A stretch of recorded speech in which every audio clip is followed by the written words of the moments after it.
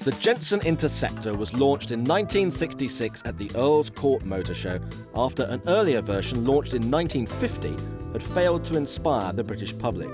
The holy trinity of 60s motoring was thus formed: Italian design, American power, British engineering. The Jensen Interceptor launched at about the same time as the DB6 and the E-Type, and it was a similar looking car. It had that long sweeping bonnet, that short end, the real signs of a performance car. For me though, the Jensen Interceptor was the better looking of the three. It had that fantastic curved rear screen, and the styling was more brutal, it looked more aggressive, slightly more American. 600 Interceptors a year came out of Birmingham, virtually straight from launch. And whilst many areas remained unchanged, the Jensen did make some amazing technological advances.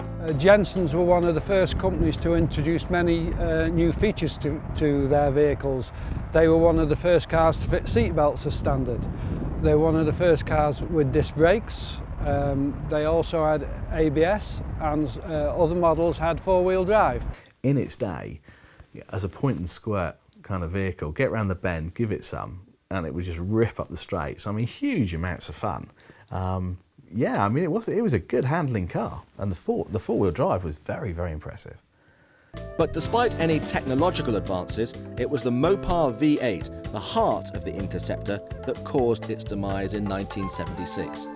Fuel consumption of 10 miles to the gallon was fine in the hedonistic 60s, but by 74 and the fuel crisis, it forced a slump in sales that Jensen simply couldn't recover from. A sad end for an often forgotten piece of British 60s sports car royalty.